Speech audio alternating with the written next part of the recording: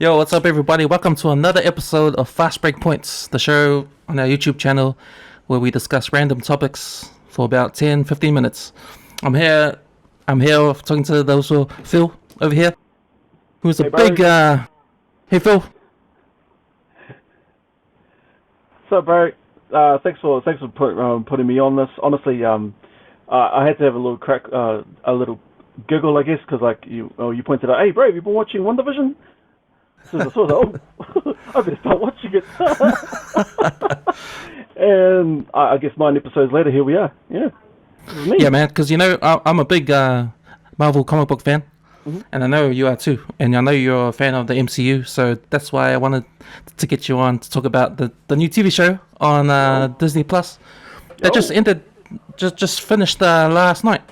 We're talking about the TV show WandaVision.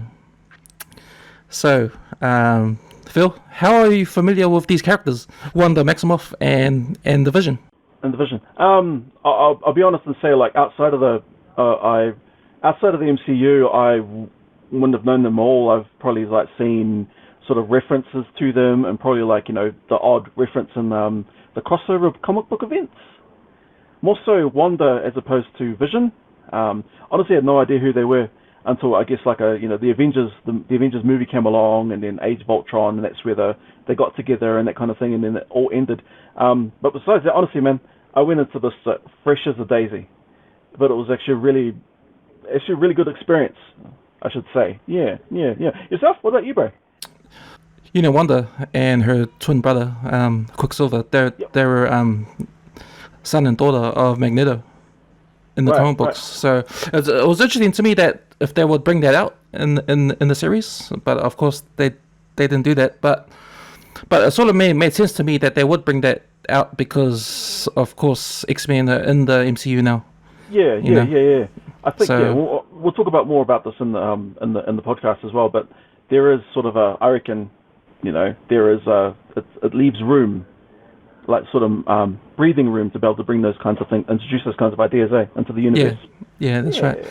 So you watched the whole WandaVision series. How did you find it? How did you enjoy it, or what was the best thing about it? So I think from the first, honestly, start of the first episode, after I got your message, like, oh shucks, it's actually on Disney Plus. So fired it up, sat down, I was like, oh yeah, cool. What the hell is this? What the hell am I watching? It was as if I was watching like a hammed up version of I Dream of Jeannie. Do you remember that old TV show? Yeah.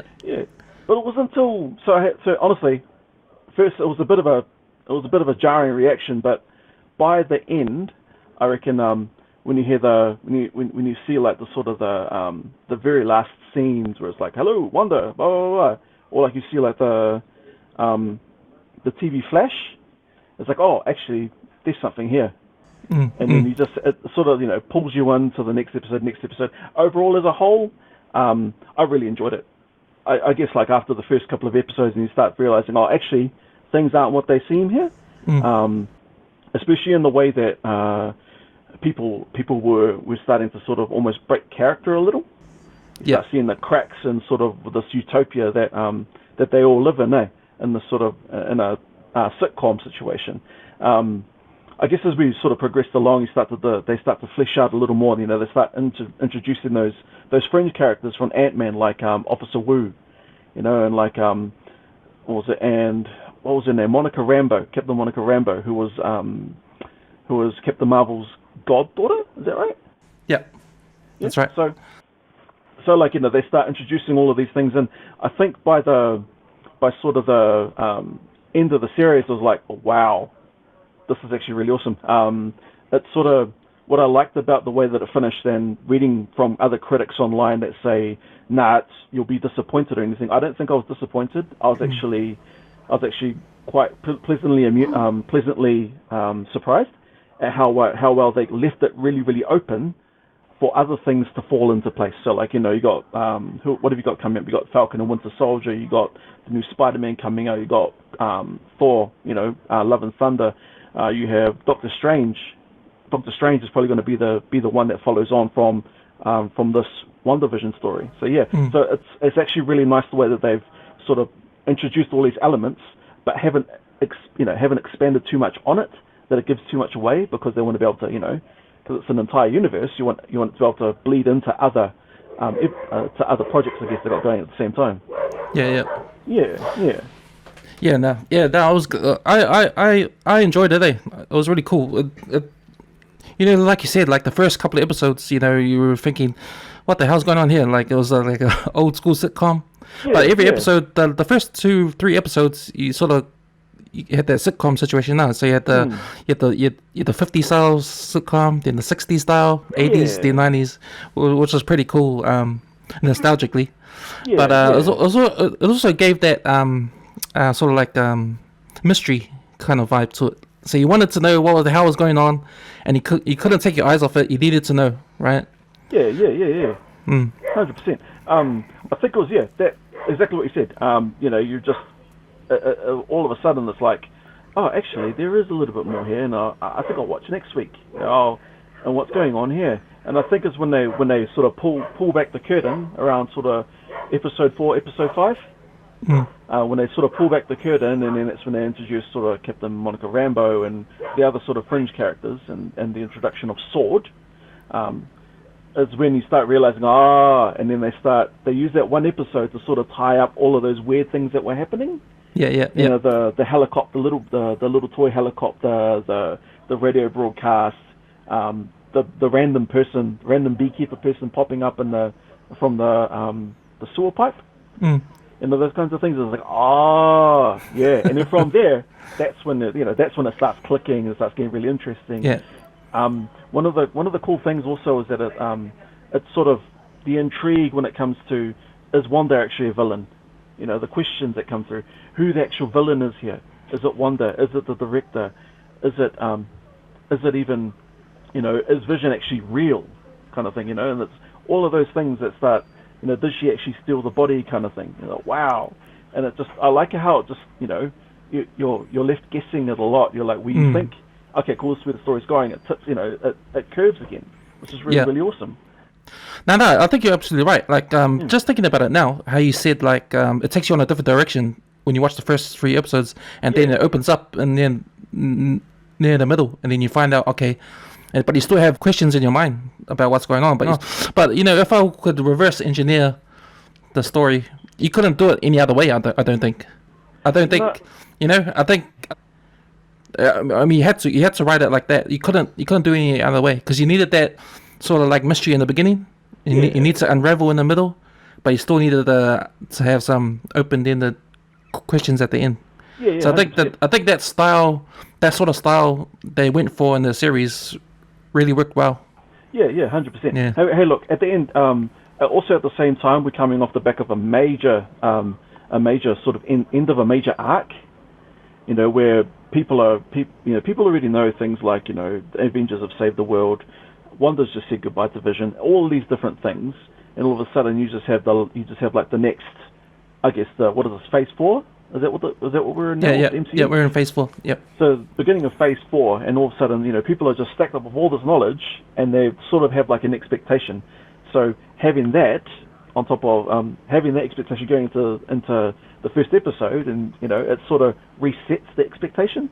Because it's like, what's going on here, kind of thing. So. So the last episode. How was that for you? Was that a good finale? So like I was saying, like I think with the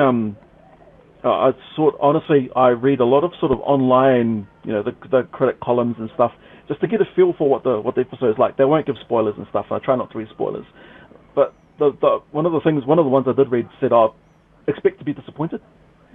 It's not what you expect it to be. And I was that stink. But then going into it and actually watching it for myself, I think it was really, really nice that, you have, they sort of, you were able to put everything together, but it was also nice to sort of, that she did the right thing. She closed down the world, and she let go of her kids, let go of Vision, and actually embraced who she was, and actually, in some ways, she sort of found some closure. And I think for a sort of that theme of, that whole hurt and actually going through that grieving process, it's something that a lot of people would resonate with at the moment, especially in the current climate that we're in. Mm. And actually there is, by actually sitting in your own little world, it doesn't really help in the what ifs, and actually come out of it and face reality, and basically that if that's a theme, then that's really, really awesome. One of the things I did like though was that how open-ended it was, like so many questions, what happened to Monica Rambeau? Where is Agatha Harkness? What about the Vision when Vision's eyes were opened? What then? What happened to him? But I think that sort of what that does is that it, like I was saying, it bleeds into all the other stories, so that it's like you're gonna maybe a year, 2 years from now, you can be like, oh, there goes Vision, or like, oh, actually there goes Agatha Harkness there, or they show like another side to that story or whatever. So it's really, really nice. Even revealing Monica Rambeau's power. I had to Google that stuff. I was like, oh, what's going on here? So like, with Monica Rambeau again, it was like quite open-ended as to what was to happen with her. So didn't really show too much of what she was of her abilities. But I guess that's just something they'll be explored. Say, I don't know, Captain Marvel 2 or some other movie that may pop up. So no, that's what I found. How about you, dude? What did you think of the final episode? Yeah, I thought it was good. In terms of like who their actual villain is. Yeah. In the last battle, but it turns out we went through all this to see two witches battle it out. But it was cool how they brought in the White Vision. How we know how the Marvel Comics know Vision today, because he's been the White Vision ever since, I think, in the early '80s. I think. Oh wow! Okay. Yeah. Okay. Yeah. So it was a good way to introduce his current sort of form. Yeah. Interesting. I think one of the other things I liked about it was just that, like, how how do I put this? So like it was, there was, because I think the big theme now is that's going on through the entire series is who's the actual villain, and that sort of that cut scene at the end where she's in the woods, so she's out in the middle of nowhere. You got Wanda going up to fill her jug up, but then actually there's another Wanda sitting in the room reading that book. Yeah. And it's like, ooh, what are we seeing here? Sort of thing. So yeah, it's interesting. It's super interesting. Yeah. Yeah, man. No, man. I think that's all the time we have. It's 13 minutes, so getting past the time. But no, man. Awesome, man. Hey, we don't care about spoiler alerts on this show. We just go hard. If you haven't seen it, too bad. But nah, man, I recommend, if you haven't seen WandaVision, and if you're a Marvel fan, go ahead and watch it. It's a good series. I'm looking forward for the next one, the Falcon one. Yeah, 100%. That comes out soon. So yeah, enjoy it. Yeah, definitely go out and get it. If you haven't got a Disney Plus subscription, I highly suggest you go get it. Or use Google. If you know, right? All right, Phil. Thanks, awesome, brother. Bro. Appreciate it. All Thanks, right. Bye. Cheers.